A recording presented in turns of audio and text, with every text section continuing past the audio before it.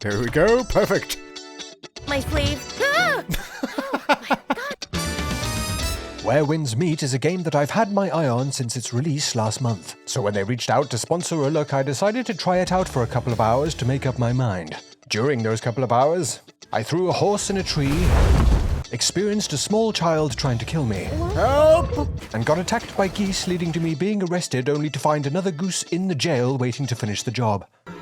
Oh yeah, it's all coming together.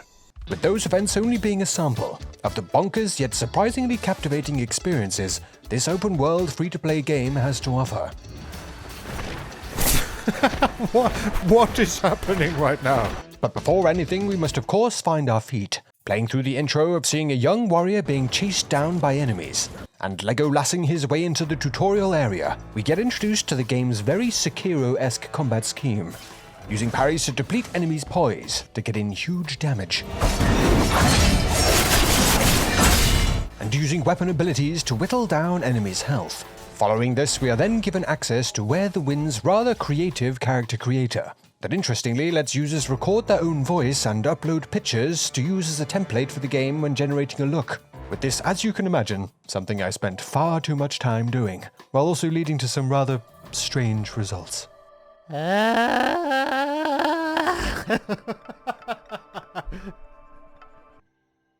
Well, you could say that was determined, I guess. well, to anyone who looks like that, apparently you are the embodiment of... But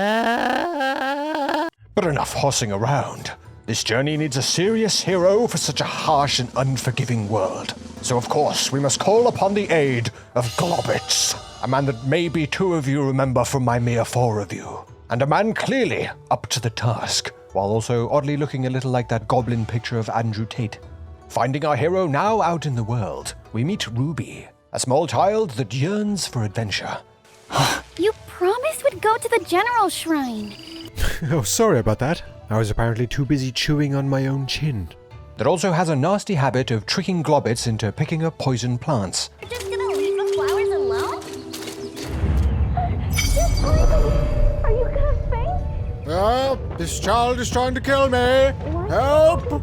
Making their way to a nearby shrine, Globbit stops off to learn a little about archery from a bloke shooting down birds. This is my first time passing on still waters. Well, I hope you're wearing your nappy.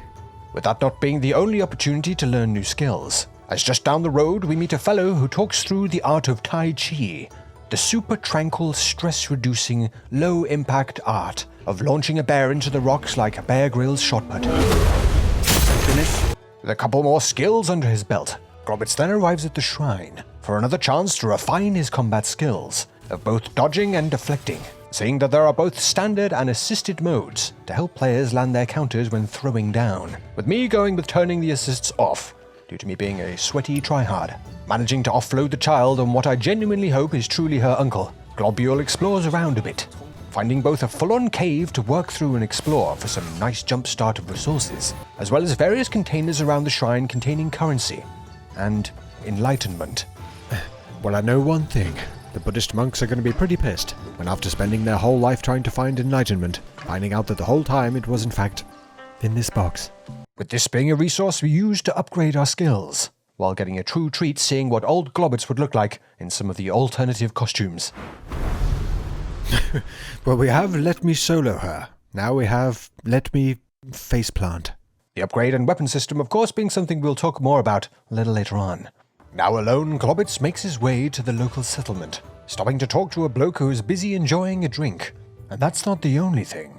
As off the back of doing a couple of videos winding up AI NPCs, we find that Where Winds Meet also has an AI integration, being able to chat with particular NPCs to increase their friendship levels, / warn them of the impending bladder explosion from drinking that much fluid. Wandering into the town, the interaction with the locals takes a bit of a sideways turn, intentionally bumping into one until they become enraged, then getting into an unexpected battle with some local geese while trying to run away from the authorities. Culminating in being arrested and being thrown in jail. He's back to finish the job!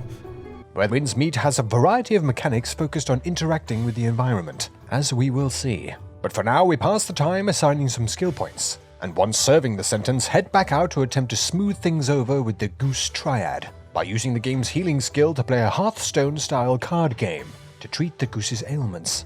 Slightly weird, but the good kind of weird.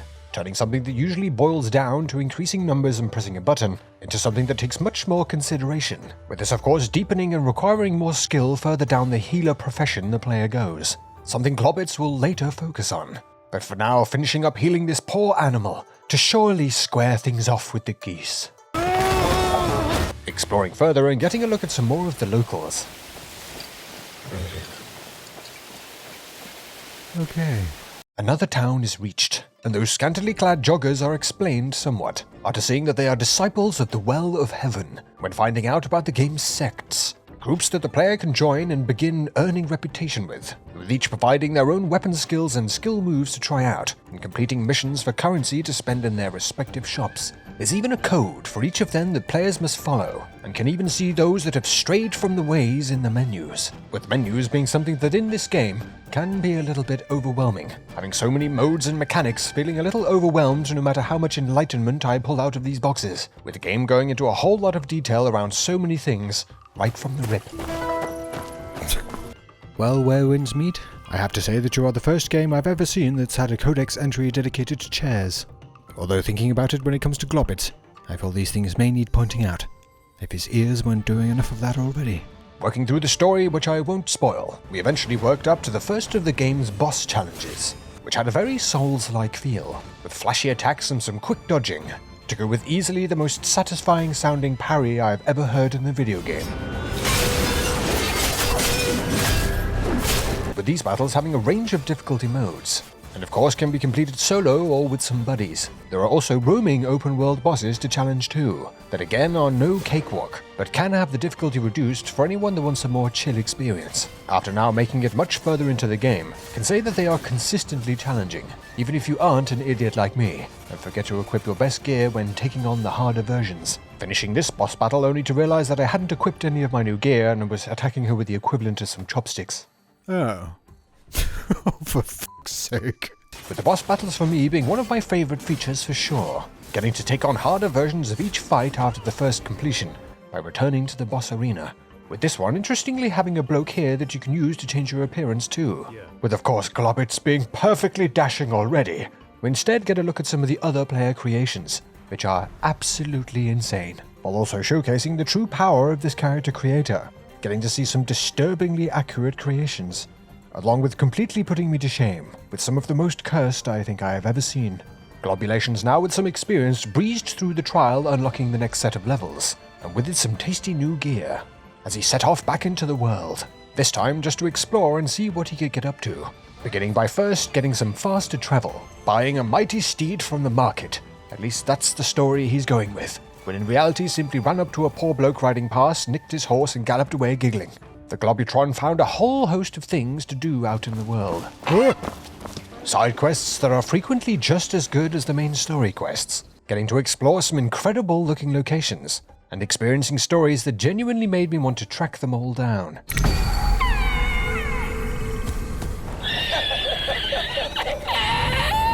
What we did track down is the quest to spec more into healing, fully unlocking the profession, along with also unlocking requests from other players to assist them with their ailments, swiftly followed by ignoring player requests to help them with their diarrhea, while of course unlocking waypoints and taking out the odd outpost to work through the levels, before returning to progress through the story.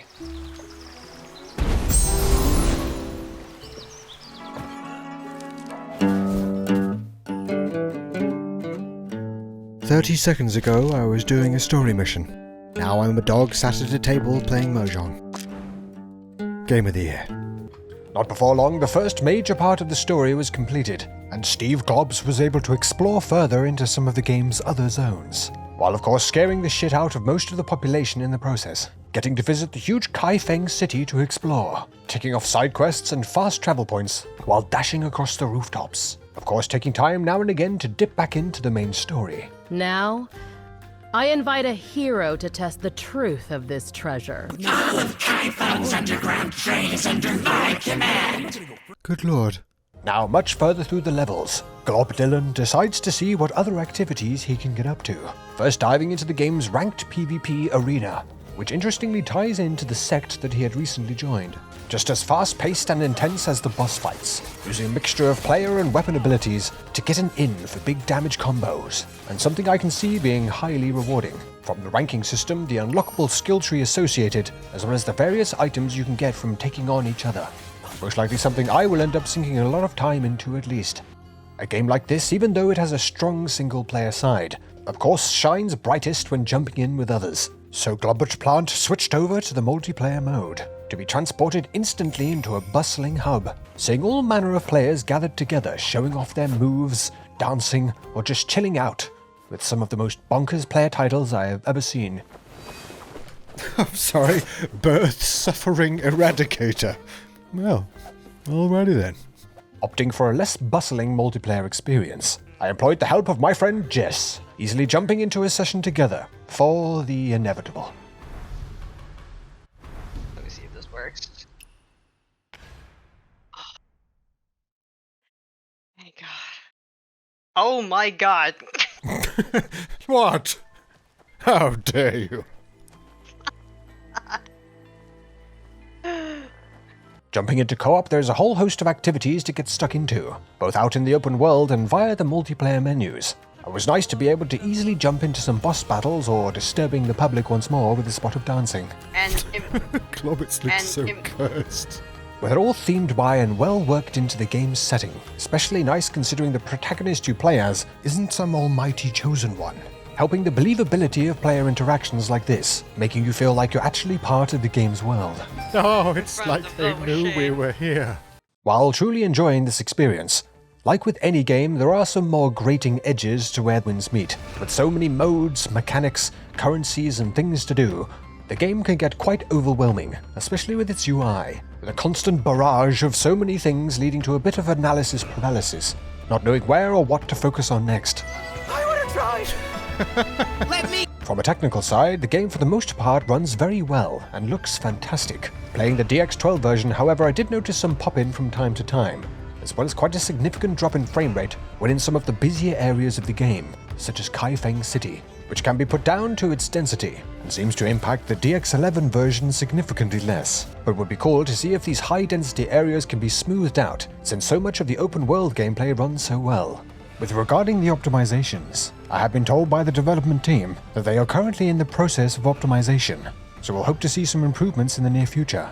It's also worth mentioning here that up until this point I wasn't required to spend any money at all. And before anyone asks, no, I wasn't given anything when asked to check the game out. I downloaded it from Steam just like everybody else and made a character. There are of course in-game purchases, pulling on the gacha for chances at cosmetics, as well as a season pass that I stupidly bought days before it ended. A battle pass that contains cosmetics and materials to help speed up progression, with, as you would imagine, most cosmetics being contained within the microtransaction side of things. So it'll be up to you if you get on with this type of system. Jess, for example, got her epic-looking cape as a gacha reward, using currency obtained in-game. But considering she's Chinese, I don't know if she received some sort of blessing from the gods when doing so. Character progression advancing gear score is done by obtaining new gear, both from the breakpoint challenges players unlock when reaching a particular level, as well as handed out when completing challenges, such as taking on a boss. Gear as well as abilities can be upgraded to boost item level further, with me reaching the early 60s level-wise. Can happily say that at no point slammed into a wall where I had to hand over cash to progress, and was able to easily track down the resources I need, with quite a handy tooltip explaining where what I needed could be found. Hey Bill, how was the commute to work? Yeah, not that bad. I only swallowed 3 beehives and 2 anthills today. Overall, I was pleasantly surprised with the insane amount a player can jump into and play through without spending anything at all, as I was expecting to slam into a hard paywall at some point to remind me I was playing a free-to-play game, with being pleasantly surprised being something that summarized my experience throughout quite well. Where Wins Meet adds additional mechanics to usually simplistic mechanics, such as professions. The game is overflowing with activities to get busy with right from the start, with that only expanding even further once you get a couple of other players involved. The game's setting and environments feel very authentic, especially when switching over to Chinese dialogue with subtitles, since it can be a tad jarring, hearing these characters featured in such well-told stories based on Chinese culture and history, talking in English or Southern American accents, or now and again the main protagonist sounding like he's talking with a mouthful of marshmallows. A long story. Big Zhao's still out there. I went into this game knowing that it was the sort of thing I would most likely like, purely by the description, but ended up liking it a lot more, considering the amount of content you can jump into and have access to from the start, being frankly ridiculous, to go along nicely with some of the hilariously ridiculous situations you can find yourself in, as well as giving you that running off into the distance to see what you can find and complete feeling, with the FromSoft tinged boss battles just the icing on the cake for me. PvP, leveling up as a doctor for other players, or even building your own house out in the open world. I spent a lot of time blindsided by the amount of features on offer here, even if, like I said, when starting out it can feel a little bit overwhelming. So solo or not, I feel like this game has a huge amount to offer, especially for a free-to-play game. A truly nice surprise for me, and a bit of a breath of fresh air. If you're interested in trying out the game yourself, you can find out more via the links in the video description. But enough from me, what do you think? Have you been playing Where Winds Meet?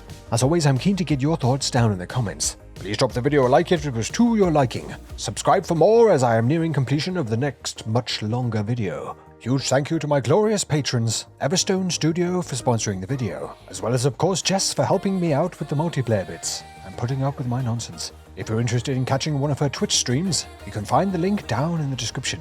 Thanks again for watching, and I'll catch you in the next one.